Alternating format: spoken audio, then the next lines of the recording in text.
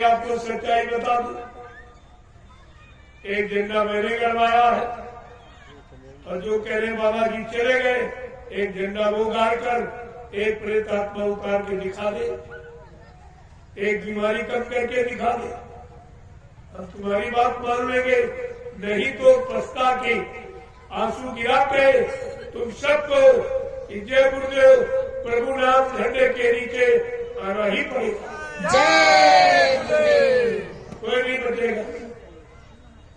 इतनी मुसीबत आपत्ति का समय आया, आपको तो दिखाई नहीं दे रहा, लेकिन हमें तो दिखाई दे रहा। दिखाई नहीं देता तो क्यों आता? क्या आपने हमको बुलाया था? मैं तो इसीलिए आया हूं क्योंकि मेरा काम है परमानंद के कारण साधु धरा शरीर, परमार्थ समाज देश हित और राष्ट्र साधु महात्मा, उनका अपना कोई काम नहीं, न राज का, न पाठ का, न धन, न दौलत, कुछ आपसे कुछ नहीं चाहिए और आप सबको दे रहे हैं, आपको सब कुछ। आपको तो समझना चाहिए, क्या तुम्हारा कोई हमदर्द है? तुम्हारा कोई सुचिंतक रहनुमा है? तुम्हारी चिंता किसी को है? तुम्हारे बाल बच्चे बच जाए, परिवार बच जाए, क्या ऐसी चिंता किसी को है? और फिर भी तुम्हारी समझ में नहीं है।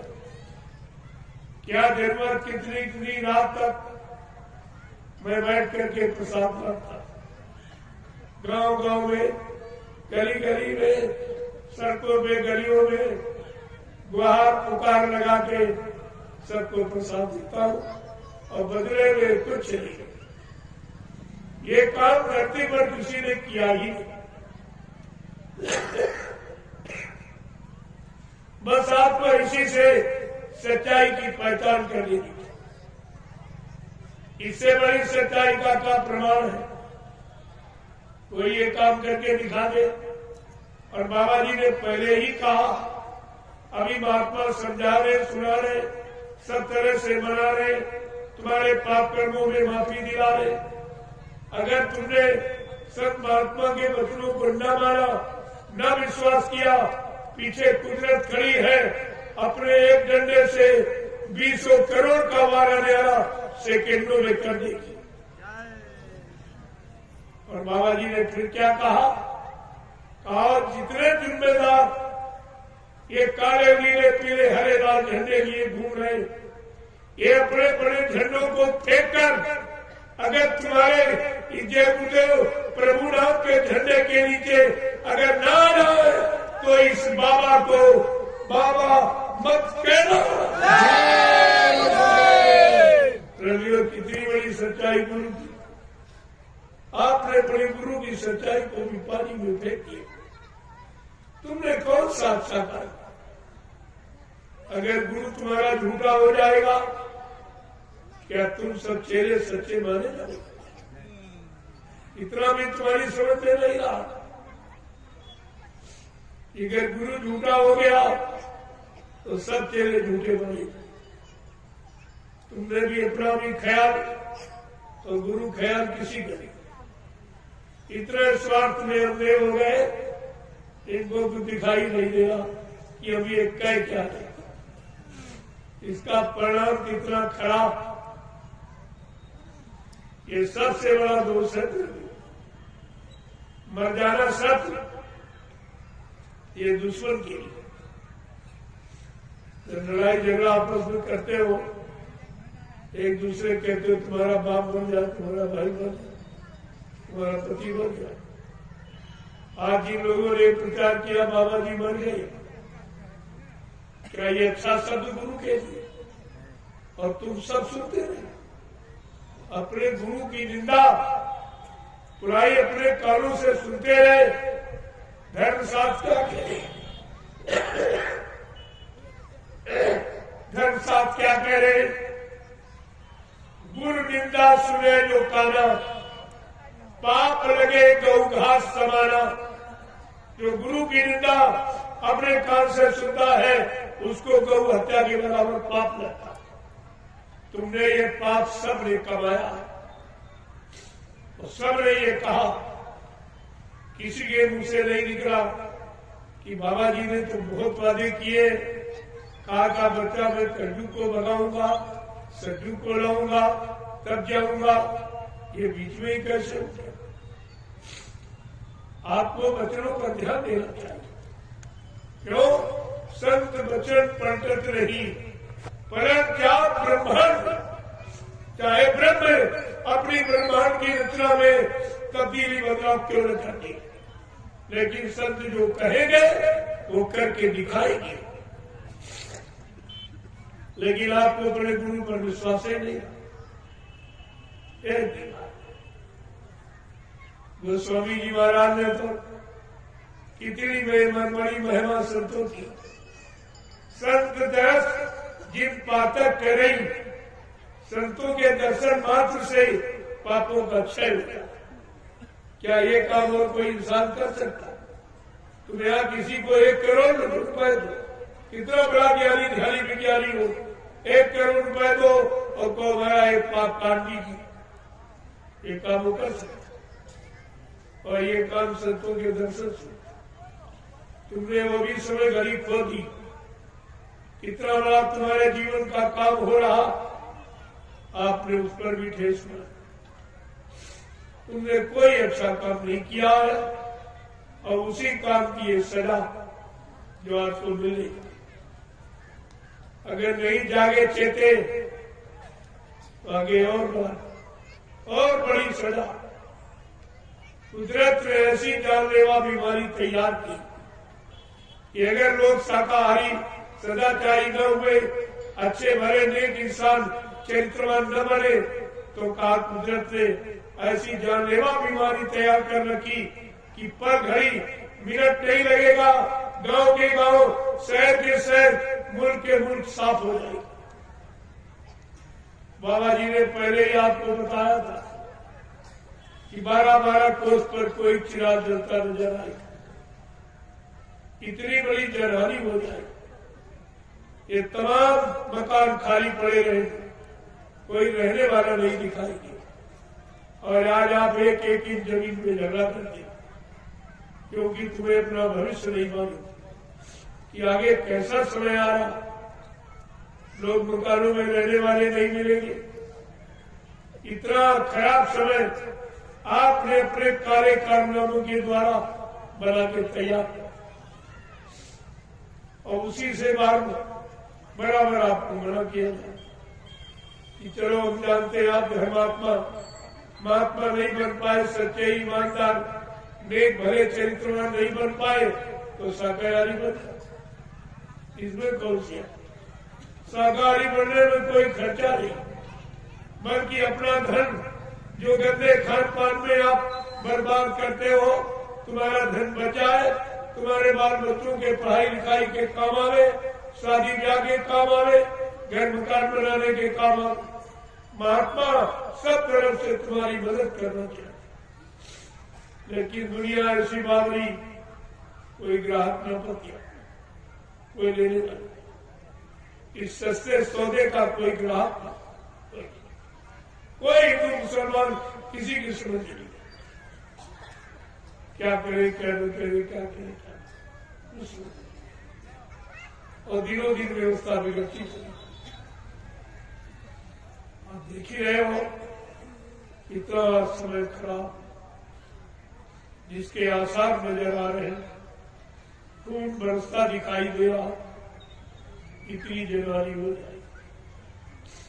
अभी एक छोटी सी बीमारी कोरोना नाम की आई, करोड़ों चले गए दुनिया से, कोई नहीं बचा पाया, न प्रधानमंत्री राष्ट्रपति बचा पाया, न मुख्यमंत्री बचा पाया, न कोई डॉक्टर में हकीम बचा पाया, न कोई दवा बचा, क्योंकि ये मर्ज नहीं है, ये थी कुदरत की नाराजगी, जिसको बाबा जी ने 6 नवंबर 1986 को बताया था कि अगर आप लोग शाकाहारी सदाचारी चरित्रवान न बन पाए तो आगे बड़ा खराब समय आ, अपने आप को बचाना बड़ा मुश्किल हो जाएगा। इसलिए बाबा जी ने कहा अब हिंदू मुसलमान हमारी प्रार्थना स्वीकार करें कि आप लोग शाकाहारी हो जाओ। ये हमारा जन्मसिद्ध अधिकार। जब बच्चा माँ के पेट से पैदा होता, चाहे हिंदू घर में पैदा हो चाहे मुसलमान घर में, किसी जाति में पैदा हो, क्या किसी माँ ने पैदा होने के वक्त अपने बच्चे अंडा खिलाया, मुर्गा खिलाया, बकरा खिलाया, नहीं, शराब पिलाई? नहीं। हर माँ ने अपना दूध पिलाया।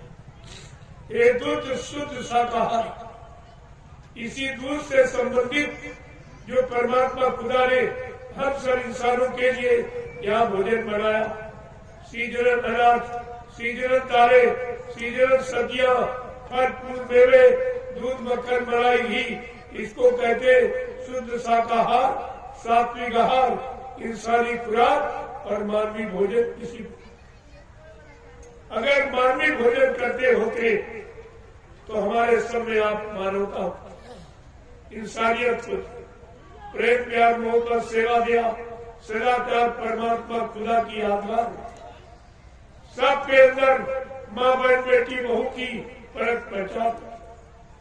लेकिन आज ये सब और ये भी नहीं जान पा रहे क्यों खत्म हो, कहां से खत्म हुआ, इसी पर तो आपको विचार करना चाहिए।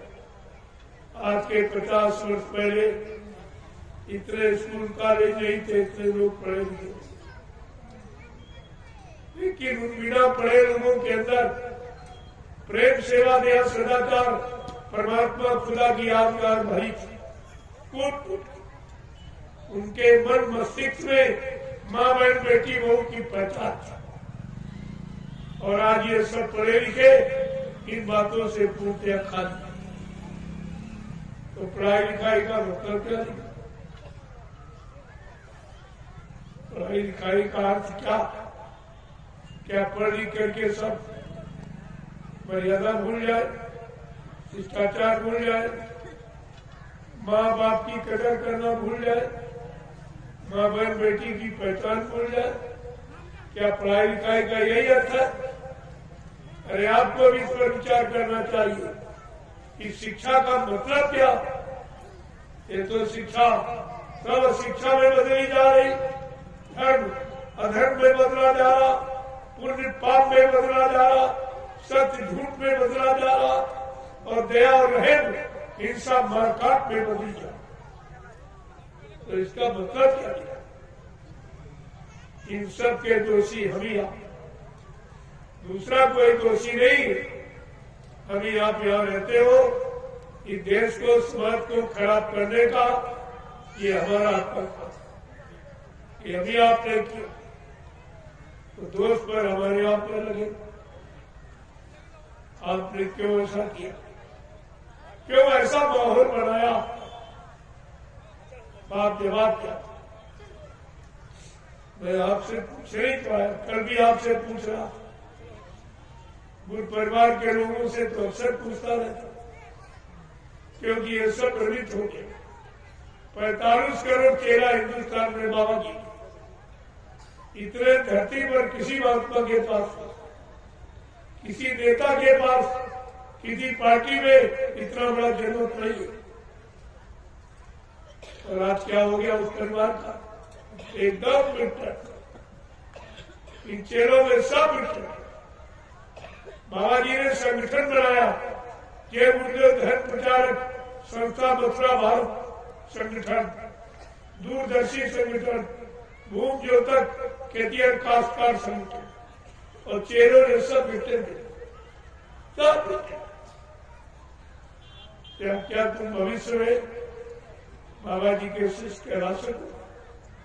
क्या शिष्य का कर्तव्य यही होता, गुरु की बनाई व्यवस्था को बिगाड़ना, कि आगे बढ़ाना, कि सुचारू रूप से चलाना? इतनी भी बात इनकी समझ में नहीं आई, केवल स्वार्थ लोग लालच की सब। अरे तुमने किसी का खत्म नहीं किया, तुमने अपना भविष्य खराब किया, तुमने अपने आप को गुरु से अलग किया।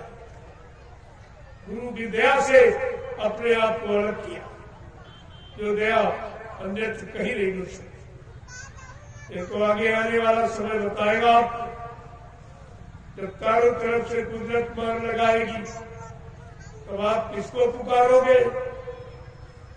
पुकारने वाला एक समर्थ गुरु, और उसको आपने बुला दिया और कह दिया वो तो मर गए।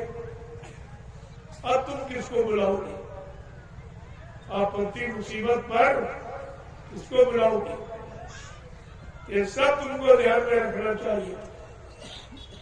लेकिन आपके पास तो कोई वचन है, इसीलिए आप शंका करने में चल गए। कहने का मतलब है आपने किसी की बात की तो आपसे पूछ के महापुरुष क्या संकेत कर रहे कि अगर बात संतों की मानी जो होती, अगर बात संतों की मानी जो होती, तो सिर पे तुम्हारे मुसीबत न आती, तो सिर पे तुम्हारे मुसीबत न आती। अगर बात मुर्शिद की मानी जो होती, अगर बात मुर्शिद की मानी जो होती, तो सिर पे कयामत तुम्हारे न आती, तो सिर पे कयामत तुम्हारे न आती। सभी देशवासी ये भाई है अपने, सभी देशवासी ये भाई है अपने, तो फिर बैर की नीति ठानी के तुमने, तो फिर बैर की नीति ठानी क्यों तुमने। रहम प्रेम सेवा तुम्हारे में होती, रहम प्रेम सेवा तुम्हारे में होती। नदी खून किए बहाई न होती, नदी खून किए बहाई न होती। अगर बात गुरु जी की मानी जो होती, अगर बात गुरु जी की मानी जो होती, तो सिर पे ये आफत तुम्हारे न आती, तो सिर पे ये आफत तुम्हारे न आती। कि घट घट में इंसान के रहता भगवान, घट घट के इंसान के रहता भगवान, और इसकी नहीं तुमको है कोई पहचान, इसकी नहीं तुमको है कोई पहचान। अगर दिल भवन में सफाई जो होती, अगर दिल भवन में सफाई जो होती, तो मंदिर ये मस्जिद बनाई न होती, तो मंदिर ये मस्जिद बनाई न होती। जब तो गलती आप दिन रात करते हैं शरीर, इस मनुष्य रूपी मंदिर से गलती करते हो और माफी मांगते हो, ईट पर चला वहां कौन माफी, कौन बैठा? कोई सुनने वाला वहां बैठा, जहां बेदर्द हाकिम वहां फरियाद किया, वहां तुम्हारी कौन सुने? अगर इस जन्म भवन में सफाई होती तो ये सब बनाने की बात मुझको ही, इसी को पाक साफ निर्मल पवित्र रखते। भगवान राम ने कहा भी था कि मैं किसको मिलता हूँ या मुझे कौन मिलता, बड़े साफ सुथरे, आप ब्राह्मण क्षत्रिय वंश के थे, मंदिर मस्जिद बनाने वाला, गंगा नहाने वाला कहते हैं। क्या कहा भगवान राम ने रामचरितमानस कि निर्मल मन जन ईसो मोहि पावे और मोहे छल छीद्री कपट नहीं भावे। भगवान राम क्या कह रहे?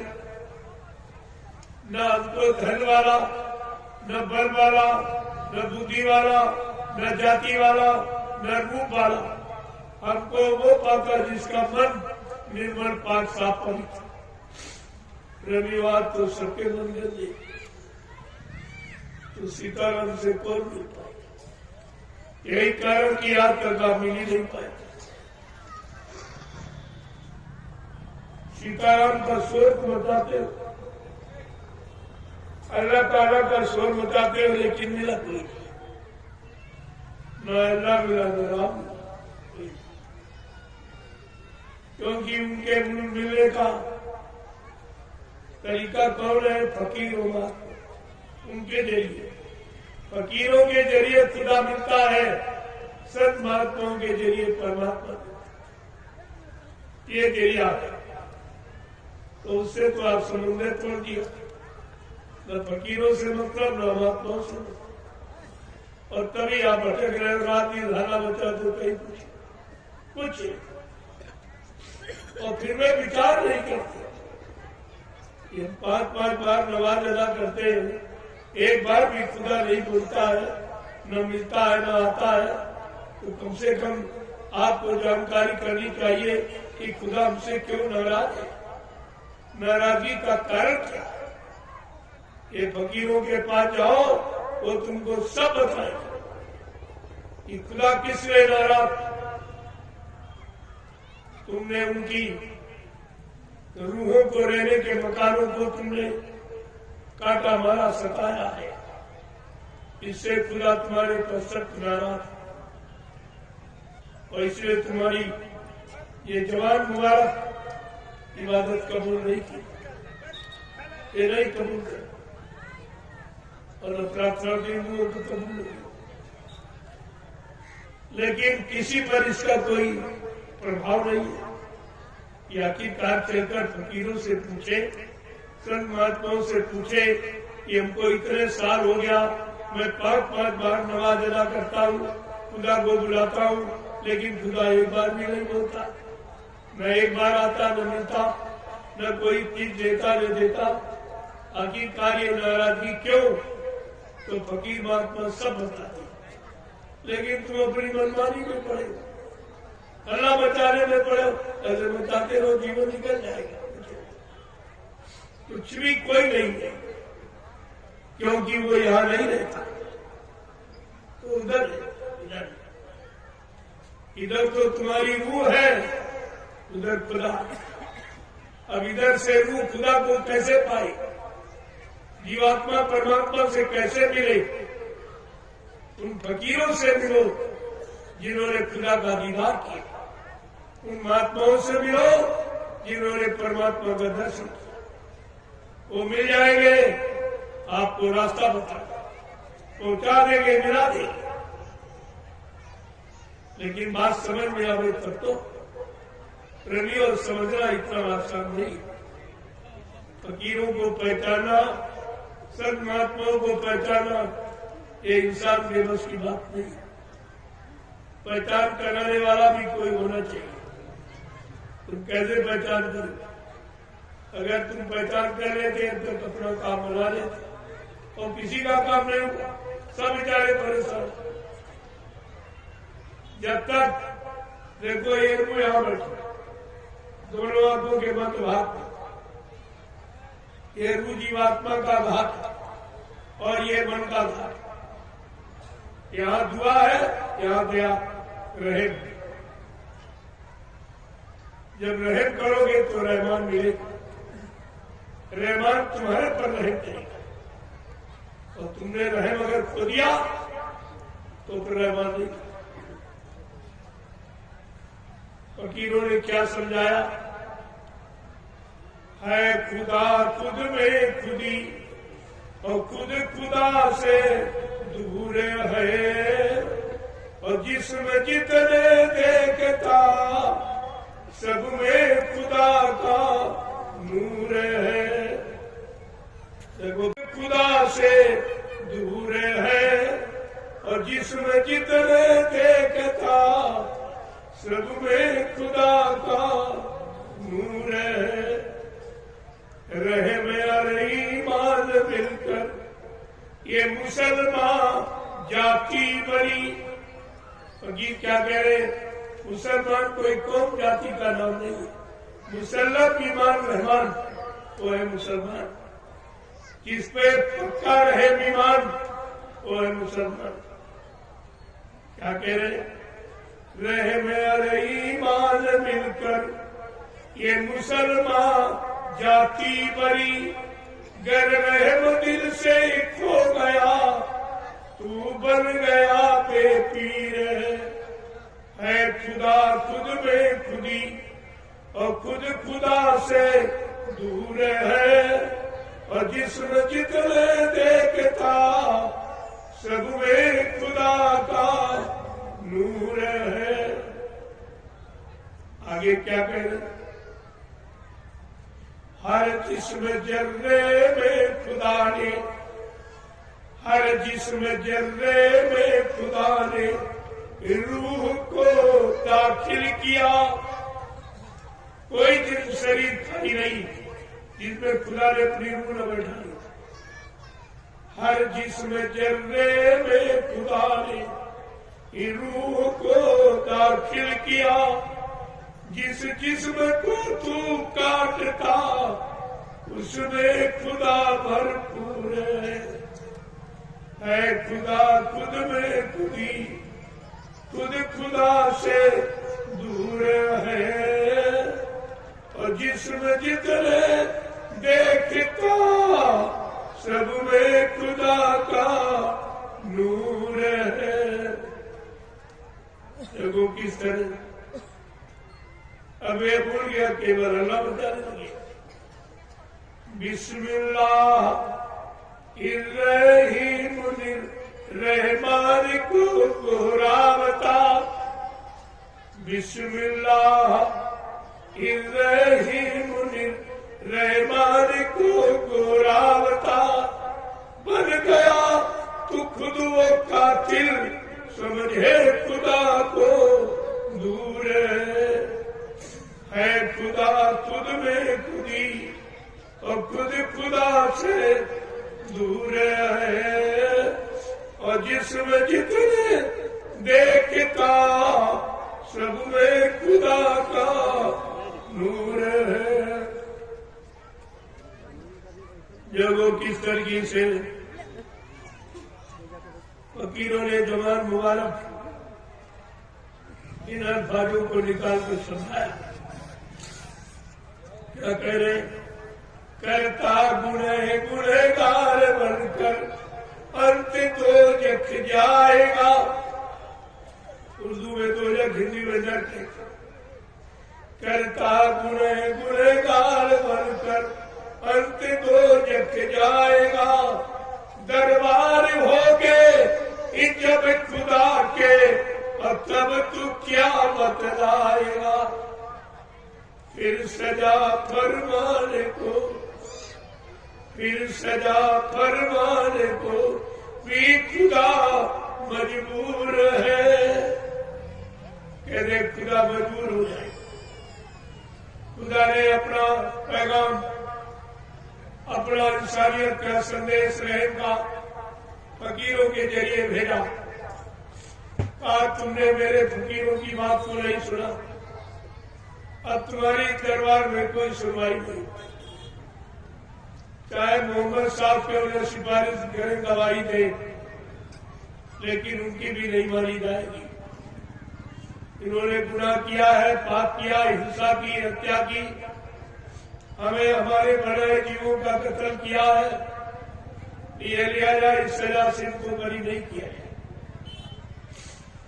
वहां तुम्हारी कौन सुनेगा? केवल तुम्हारी रूह खड़ी है न्याय के तख्त, और खुदा पूछ रहा है, मेरे पीर पैगंबर औलिया, मेरे मुर्शिद काबिल फकीर तुझे समझाने जगाने के लिए गए, तूने उनकी एक भी बात रहम की नहीं मानी।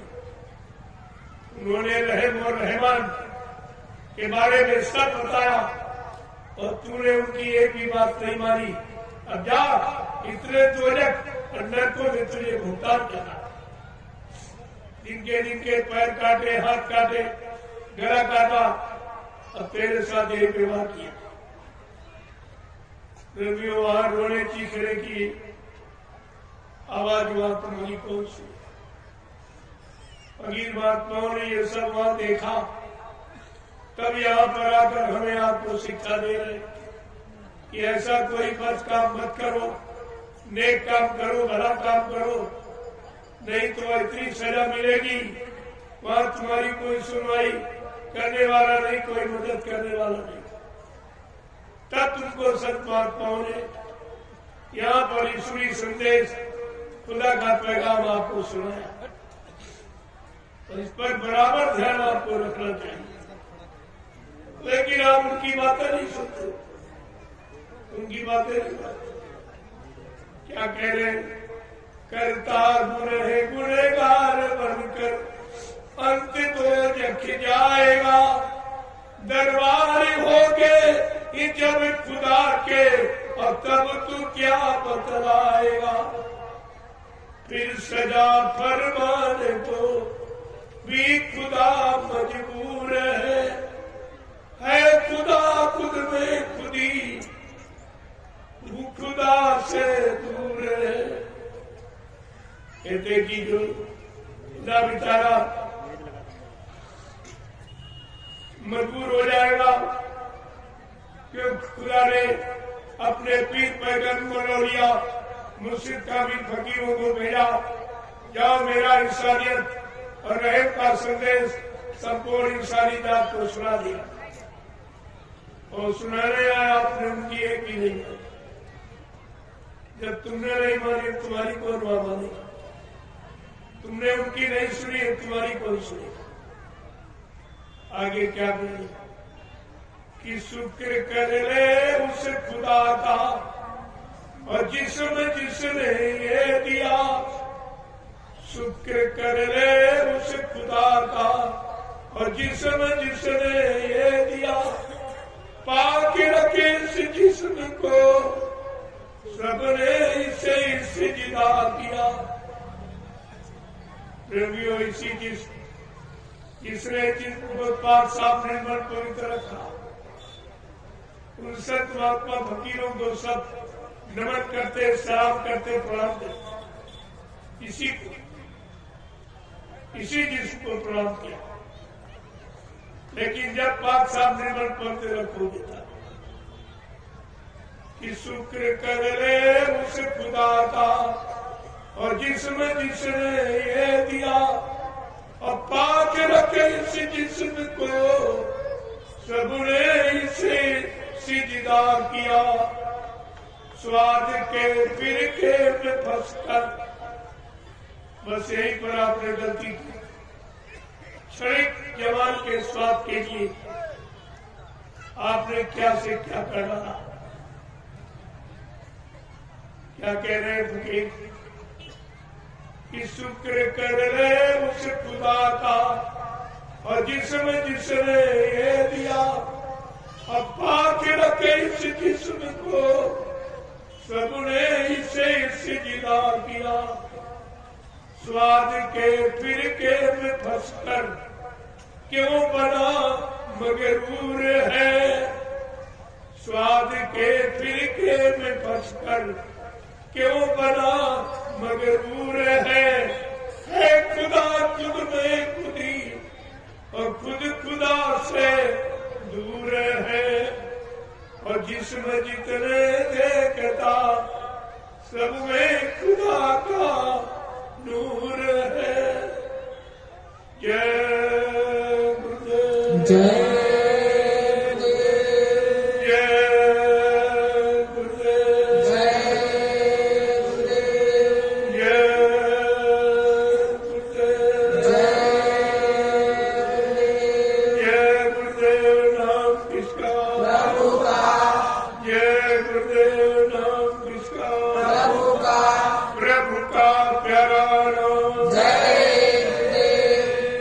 आप लोग खड़े हो जाओ, खड़े हो जाओ। आप बैठे हो,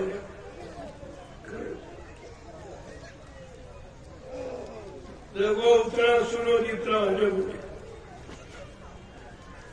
जब आपको मथुरा में 60 साल सुनाया गया और आपकी समझ में कुछ नहीं, तो हम आपको समय बेकार नहीं किया। उतना सुनाएंगे जितना आप सुन के हजम और उससे लाभ प्राप्त कर सकते। जय गुरुदेव, जय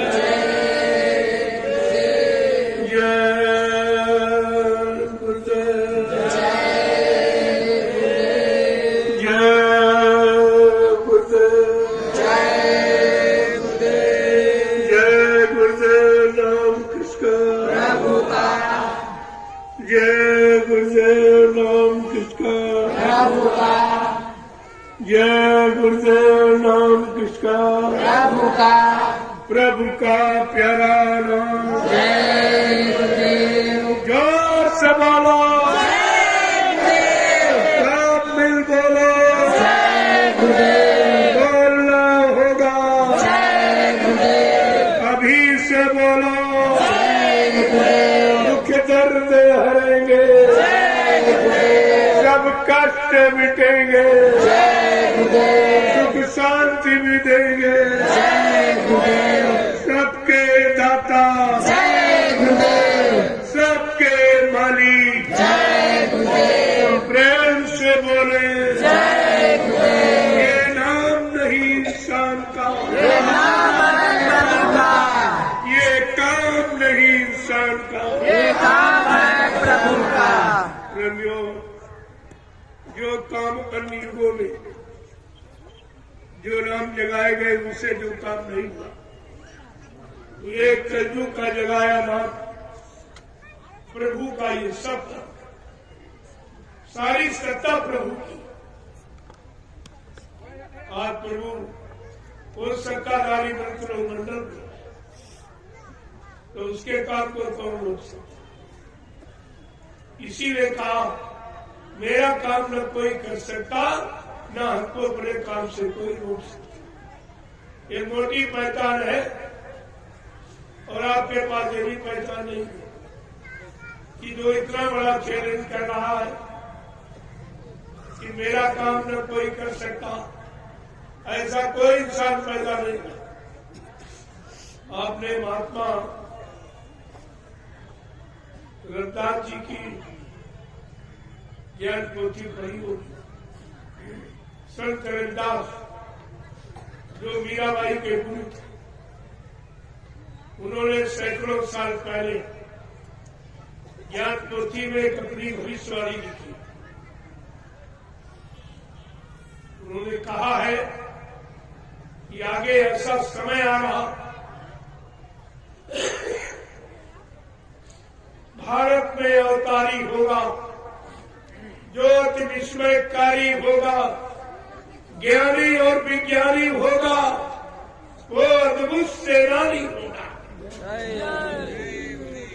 अद्भुत ऐसा अनोखा सेनानी, तीर तमंचा भाला मर्ची नहीं चलाएगा, बम नहीं फेंकेगा, अपनी वैचारिक क्रांति के द्वारा देश दुनिया में परिवर्तन करके दिखाएगा। रविदास जी और एक विशेष बात कहना चाहते हैं। क्या कहा उन्होंने? वो सृष्टि का अनोखा अद्वितीय विलक्षण महापुरुष होगा जो ऐसी लीला करेगा कि जीते जी कई बार मरेगा, जीते जी कई बार मरेगा और छद्म भेष में वो विचरेगा। देश बचाने के लिए होगा एक आवाहन, युग परिवर्तन के लिए चले प्रबल तूफान। जय गुरुदेव। तीनों ओर से होगा हमला, देश के अंदर द्रोही हमला, सभी तरफ कोहराम बचेगा, कैसे हिंदुस्तान बचेगा। आगे किसने भारत मां सताई, जिसने इसकी कई लुटाई। कौन कौन? नेता, मंत्री और अधिकारी, इनको जान बचाना होगा भारी। एक दिन ये सब मैदान छोड़ के भगेंगे और अपने गए घरों में छिपेंगे। लेकिन महापुरुष क्या करेगा? ढूंढ ढूंढ कर बदला लेगा, सब हिसाब चुकता कर देगा, कोई नहीं बाकी रहेगा। ये संगत का धन लूट रहे हैं, इनको होशो हवास भी नहीं है। बाबा जी ने पहले भी कहा, मैंने एक ऐसा बना के जाल रखा है, छोटी बड़ी मछली कोई नहीं बचेगी जो समय आने पर फंसे। तुम भूल गए ना? इसने संगत का धन खाया, एक भी नहीं। ये मत सोचो कि वो बच जाएंगे। अनामी महाप्रभु की नजरों में सब। बाबा जी ने एक इशारा किया था कि बच्चा तुम्हारे पीछे कुदरत ने एक कैमरा लगा दिया और रात दिन की तुम्हारी सारी घटनाएं नोट कर। जब कुदरत यानी जब इंसान के कैमरे से तो आपको डर लगता, कैमरे के सामने जाएंगे सारी हकीकत खोल दे, लेकिन भगवान के कैमरे से नहीं डरा। जो जीवात्मा तुम्हारे सबके अंदर बैठे 24 घंटे की सारी घटना देख, कितना अच्छा, कितना बुरा, कितना पाप, कितना लूटपाट कर रहे हैं वो सब। ये कमीशन एजेंटी ये सब भूल जाएगी तुम्हारी 2 मिनट। तुम समझते हो कोई देख नहीं रहा, तुम नहीं देख रहे हो और तुम्हें देखने वाला 24 घंटे देख रहा। इस पर आपको विचार करना चाहिए। गुरु से कपट, संगत से चोरी और की वो निर्धन, की वो कोढ़ी, ये कानून है कुदरत का। इस कानून से बच के रहना, ये किसी को छोड़ेगी नहीं। और आपको सर इस पर विचार करना चाहिए कि कहीं इसके अंतर्गत तुम्हारी कर्मी तो नहीं आ रही, नहीं तुम अपने आप को बचा नहीं पाओ। जय गुरुदेव, जय गुरुदेव। कल मैंने आपको एक इशारा किया, वैसे उसको कहने की जरूरत नहीं है, अब तो सब सामने खुला। अब ये रात सब सामने खुला। जितना झूठा प्रचार किया गया उतना जल्दी धीरे धीरे सब समाप्त हो, क्योंकि सत्य की हमेशा विजय होती है।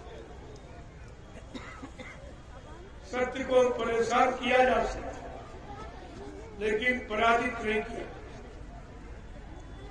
ये आपको ध्यान में रखना चाहिए। अभी तो मैं आपको इशारा कर रहा हूं, चेत जाओ, अच्छी बात है, नहीं तो कुदरत की बात से नहीं बच पाओ और उससे कोई बचा भी नहीं सकता। वो आप हमारी प्रार्थना स्वीकार करें कि आप सब परिवार साकारी हो जाए और भजन करें। जीवन का मुख्य लक्ष्य है प्रभु की प्राप्ति, भजन। पूजा नहीं है, पूजा ने आपका कोई काम नहीं कर पाए। तुम पूजा करते रहे, परेशानी, बीमारी और दुख तकलीफ और बढ़ जाए, ये नहीं काम है। वो स्वामी जी महाराज ने रामतीर्थ मानस के उत्तरकांड में इशारा किया कि ऐसे बिन हरि भजन खगेशा और मिट्टी है न जीवन के कलेशा। मानव जीवन में आने वाले जितने भी कष्ट, सारे कष्टों का निदान समाधान परमात्मा का भजन। अब आपको मिले जिन करो साकार तो आगे आने वाली भारी मुसीबत से आप अपने आप को बचा सकते। इसलिए मैं आपके बचाव के लिए महाप्रसाद लेके आया देवी शरण की पावन पवित्र भूमि से, जहाँ 88 हजार ऋषियों ने तपस्या की। उस भूमि से महाप्रसाद लिया। चलो गुरु परिवार के हर प्रभु को मैं बुला के दे रहा हूं। मेरे अंदर कोई तो वैर भाव नहीं है। मैं कभी ये नहीं समझता कि मेरे परिवार का नहीं। अरे परिवार का कोई आदमी नाराज हो जाए, नाराज होकर चला जाए तो क्या परिवार का नहीं है? जब घूम के आएगा तब परिवार का माना जाए। आज नहीं तो कल घूम के तुम्हें आना ही पड़ेगा। चारों तरफ जो तुम्हारे परमार पड़ने वाली है, कलयुग घेरे चारी ओर, मनवा जय। आप किधर जाओगे भक्ति? कलयुग ने तुम्हारे सारे रास्ते बंद किए। तभी बाबा जी ने ये वादा किया कि मैं बेटा कलयुग को भगाऊंगा और सलयुग को लाऊंगा। क्या ये काम और कोई कर सकता? तो आपको तो ये पूछना चाहिए। जिनके पास गए हो बाबा जी को छोड़कर, उनसे पूछो कि आप कलयुग भगा सकते हो, सलयुग ला सकते हो? नहीं। तो आपको पता चल जाएगा कि सच्चाई कहाँ, झूठ कहाँ है, असल कहाँ है, नकल कहाँ। ये सब पता आपको चाहिए, लेकिन तुम कभी ऐसे भाव ही नहीं बनाते। अरे बाबा जी को छोड़कर जहाँ गए हो, जरा उनसे पूछो। जब गुरु के यहाँ तुम नहीं कुछ कर पाए तो चेलों क्या क्या पाओ? वो चेला भी नहीं गुरु का, दूसरा नहीं है। जब गुरु से तुम्हारा काम नहीं हो पाया और गुरु को समृद्ध नहीं जान पाए तो चेलों से तुम्हारा कौन सा काम होगा? ये तो धीरे धीरे तुम्हें अपना समय खराब करके फिर आने पड़े। जय गुरुदेव। मैं तो किसी की निंदा आलोचना बुराई करता नहीं, ये मेरा काम। अरे भाई बुराई करी जाए किसकी? परिवार की, परिवार के लोगों को बुराई की तो बुराई करने से तो परिवार अच्छा नहीं होता। उसकी बुराइयां दूर की जाए तो परिवार अच्छा होगा। ये काम करना है, बुराइयों को दूर करने का प्रयास करना है। और वही काम आपके सामने मैं कर रहा हूं। मुझमें तो कोई आपसे वैर भाव नहीं। अगर होता तो आपके गांव में दरवाजे पर गलियों में जा करके ये गुहार लगा के ऐसे सर्दी में आपको महाप्रसाद क्यों देता? ये हमदर्दी नहीं तो क्या? लेकिन तुम्हारी समझ नहीं पूछा। ये तो काम तुम्हारा कोई करने के लिए नहीं आया। जिनको तुमने सब कुछ दिया वो भी नहीं आया। हमने तो आपसे कुछ नहीं मांगा, न पहले कभी मांगा न आज मांगा, और काम आपका करो। जय गुरुदेव।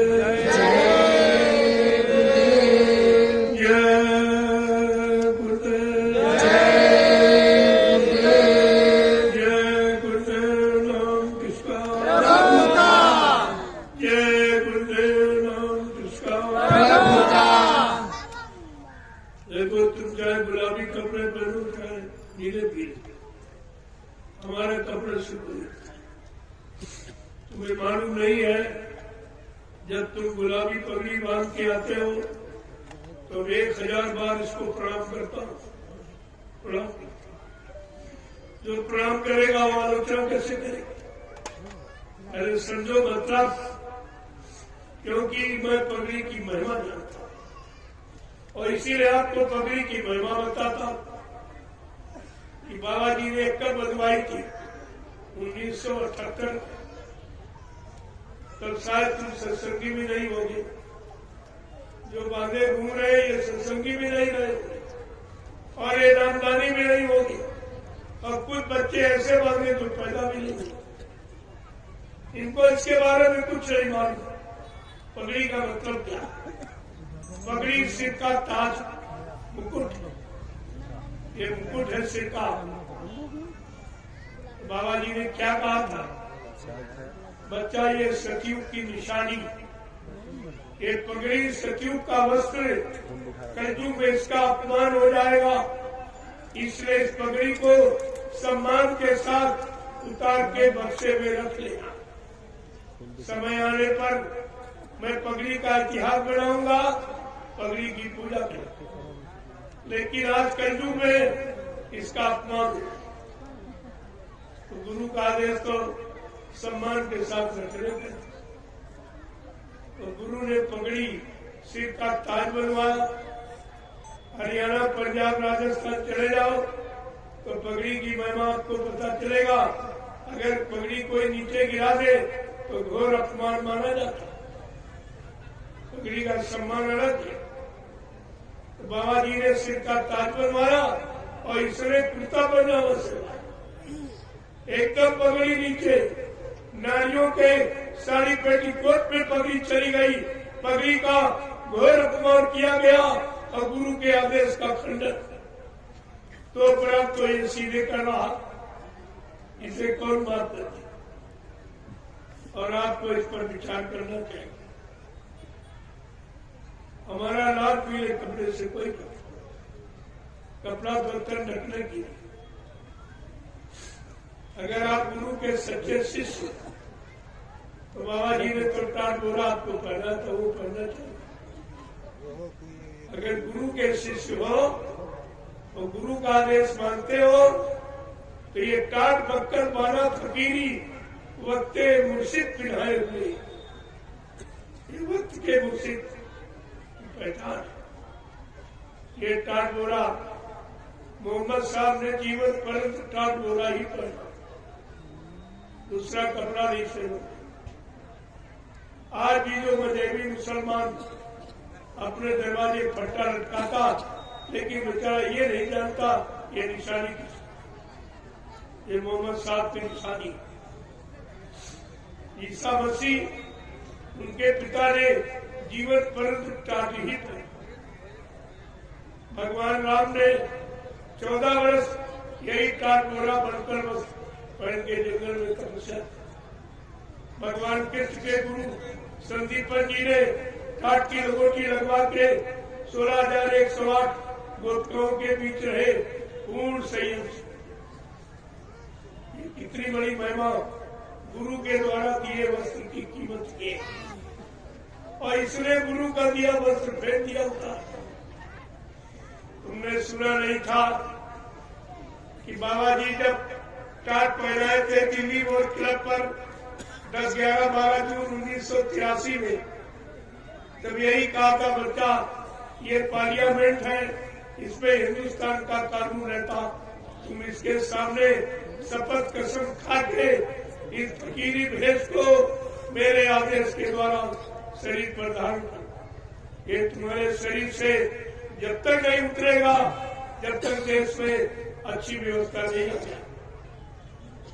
और वोट क्लब पर बाबा जी ने अभी कहा, जो अपनी इच्छा से टाट बोरा उतारते उसको सत्संगी मत मानना, वो भविष्य में कोई बहुत बड़ा धोखा कर सकता है। तो इससे बड़ा धोखा क्या गुरु बन गया?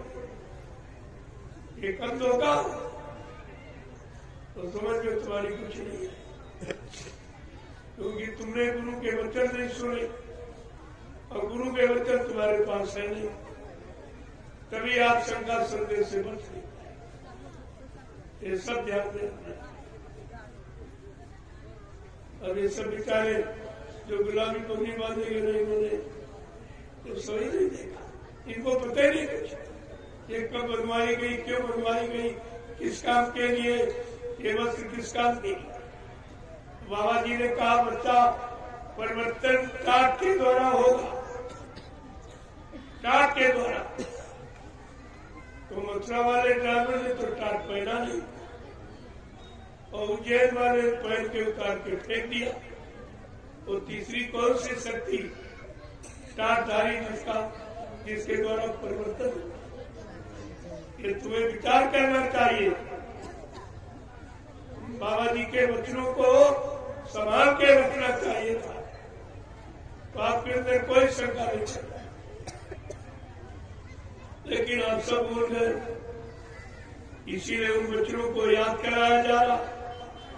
आगे समय आ रहा जब आपसे पूछा जाएगा तो आप क्या जवाब देंगे? जय गुरुदेव। देखो आज सत्संग का दूसरा, धीरे धीरे जैसे जैसे भीड़ बढ़ेगी मैं सत्संग की रूपरेखा मोड़ ऐसा संदेश अभी तो मुसलमानों के लिए जो लेके आया हूं तो भी सुनाया नहीं, इनको सुनाऊंगा एकदम थक उनकी बुद्धि एकदम खुल जाएगी कि मोहम्मद साहब ने क्या कहा, हदीस पुस्तक में क्या लिखा, कुरान शरीफ में क्या कहा, ये सब जानकारी तुम्हारे सामने खोल के रखूंगा और तुम्ही से पूछूंगा। जय गुरुदेव। अब आप लोग लाइन से खड़े हो जाओ, एक लाइन में महिलाएं के, ये हमारी मर्यादा है प्रशासन समाज का, परिवारों का अगर इसी अनुशासन में रहते हो तो आज व्यवस्था इतनी नहीं मिली और ये वहां प्रसाद आप ले लीजिए जो तुमको किसी ने कभी नहीं, और न कोई देने आएगा और न किसी के पास है। हिंदुस्तान में कहीं चले जाओ मैं सब की बात, ये किसी के पास नहीं मिलेगा। इससे बड़ी और कसरत की क्या पहचान है?